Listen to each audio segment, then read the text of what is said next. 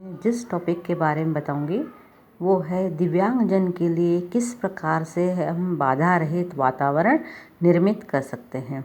आपको पता है कि भारत में करीबन 2 करोड़ व्यक्ति दिव्यांग हैं। वो भी एक समाज का एक महत्वपूर्ण अंग है। इन बच्चों के समग्र कल्याण के लिए 1995 में PWD एक्ट बनाया, जिसका है समान अवसर अधिकार संरक्षण और पूर्ण भागीदारी अधिनियम। समाज में इन व्यक्तियों की भागीदारी तभी हो पाएगी या ये समाज का महत्वपूर्ण हिस्सा तभी बन पाएंगे जब इनके लिए बाधा रहित वातावरण निर्मित किया जाए। बाधा रहित वातावरण से तात्पर्य है बाधा रहित वातावरण अर्थात ऐसा वातावरण जिसमें विकलांगता से पीड़ित व्यक्ति सभी गतिविधियां सुरक्षा और सरलता से कर सके। इस वातावरण निर्मित करने से ये फ़ायदा होगा कि ये व्यक्ति अपने कार्यस्थल, अपने घर, अपने सभी स्थान पर समाज में ये आसानी से आवागमन कर पाएंगे, दूसरों के ऊपर आश्रित नहीं रह पाएंगे और अपनी गतिविधियों को सुचारू रूप से संचालित कर पाएंगे और आत्मनिर्भर बन जाएंगे। अब है कि बाधा रहित वातावरण जो गति बाधित है उनके लिए किस प्रकार से बाधा रहित वातावरण निर्मित किया जाएगा। पहला, घर, स्कूल, कॉलेज, कार्यालय, शॉपिंग सेंटर, मनोरंजन गृह, पूजा एवं धार्मिक स्थल पर, ग्रंथालय पर, होटल आदि में प्रत्येक भवन में प्रवेश हेतु ढालू पट्टी, जिसको बोला जाता है रैंप, वो बनाई गई होना चाहिए। दूसरा, भवन के भीतर जहाँ जहाँ ऊंचाई कम है वहाँ एक स्थान से दूसरे स्तर पर जाने हेतु सीढ़ियों के साथ साथ ढालू पट्टी होना चाहिए। तीसरा, भवन निर्माण के समय ही सहारे के लिए हैंड रेल लगाए जाएं। दीवार की लगी हुई हैंड रेल धरातल से 80 सेंटीमीटर ऊपर होनी चाहिए। धरातल पर खड़ी हैंड रेल के 2 हैंड रेल हों, एक धरातल से 80 सेंटीमीटर की ऊंचाई पर जो कि वयस्कों के लिए हो और दूसरी धरातल से 70 सेंटीमीटर की ऊंचाई पर हो जो बच्चों के लिए हो। चौथा, प्रत्येक भवन में प्रत्येक दरवाजे की चौड़ाई कम से कम 120 सेंटीमीटर चौड़ी होना चाहिए, जिससे कि दिव्यांगों की व्हील चेयर आसानी से जा सके।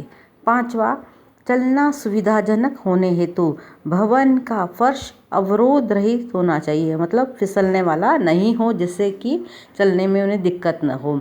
छठा, निवासी गृह में आवश्यकतानुसार ढाली पट्टी, अवरोध रहित फर्श, अनुकूलित रसोई घर, अनुकूलित शौचालय बनवाएं, जैसे शौचालय जिसमें आसानी से व्हील चेयर जा सके या एक प्लेटफॉर्म इस प्रकार से बना हो जिसमें एक कोई दिव्यांग यदि रसोई बैठे बैठे रसोई सारा कार्य कर सके। सातवां, स्विच बोर्ड, दरवाजे की कुंडी, नल आदि दरवाजे से 90 सेंटीमीटर की ऊंचाई पर धरातल से 90 सेंटीमीटर की ऊंचाई पर लगाया जाए, जैसे कोई भी दिव्यांग बैठे बैठे ही स्विच ऑन कर सके और स्विच ऑफ कर सके। आठवां, जहाँ गोल घूमने वाले गेट हों वहाँ बड़े खुलने वाले दरवाजे भी लगे हों, जिससे कि कोई भी गाड़ी या व्हील चेयर आसानी से चली जाए।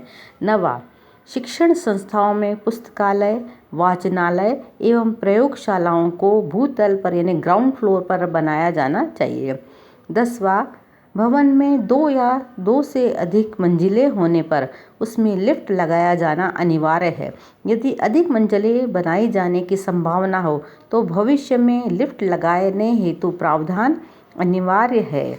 11वां, सार्वजनिक भवन के शौचालयों में चौड़े स्लाइडिंग डोर, सरकने वाला दरवाजा लगाया जाए जो आसानी से खुल सके और व्हील चेयर पर सवार व्यक्ति आसानी से प्रवेश कर सके।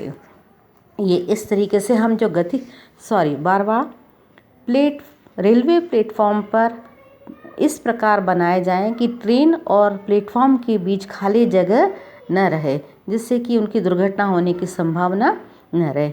इस तरीके से हम ये चीज़ें अपनाकर दिव्यांग यानी गति बाधित जो व्यक्ति हैं उनके लिए बाधा रहित वातावरण निर्मित कर सकते हैं। अब है जो श्रवण बाधित व्यक्ति है उनके लिए आप किस प्रकार से बाधा रहित निर्मित करेंगे वातावरण। पहला, श्रवण बाधित व्यक्ति किसी कार्यक्रम में भाग ले रहे हों तो कार्यक्रम स्थल पर संकेत अनुवादक यानी जो साइन लैंग्वेज इंटरप्रेटर है तथा इंडक्शन लूप सिस्टम की व्यवस्था हो, जिससे श्रवण बाधित व्यक्ति की बातें सुनने और समझने में आसानी हो। दूसरा, सभी दुकानों में विक्रय हेतु रखी गई उसकी विशेषताएं, उनके मूल्य, वजन आदि जानकारी छपाई जाए। इससे श्रवण बाधित व्यक्ति को ग्राहक से बिना संप्रेषण के आवश्यक जानकारी प्राप्त होगी। तीसरा, ऐसे घरों में जहां श्रवण बाधित व्यक्ति रहते हैं वहां दरवाजे पर लगाई जाने वाली कॉल बेल में घंटे के साथ बत्ती भी लगाई जाए। इससे घंटी सुनाई न देने पर भी बत्ती जलने के कारण श्रवण बाधित व्यक्ति का ध्यान आकर्षित होगा। पांचवा, श्रवण बाधित व्यक्ति द्वारा प्रयोग में लाई जाने वाली वस्तुएं जैसे कि स्कूल का बस्ता, वाहन आदि पर निम्न मोनोग्राम यानी इस तरीके से मोनोग्राम प्रतीक चिन्ह लगाया जाए, जिससे अन्य व्यक्तियों को यह पता चले कि संबंधित व्यक्ति श्रवण बाधित है। इस तरीके से हम अभी अपन ने ये दो चीज़ें देखी थी कि जो गति बाधित है व्यक्ति हैं और श्रवण बाधित व्यक्ति है, उनके लिए ऐसे क्या चीज़ अपनाई जाए जिससे कि बाधा रहित वातावरण निर्मित हो, वो व्यक्ति आसानी से समाज में, घर में कार्य कर सके। Thank you.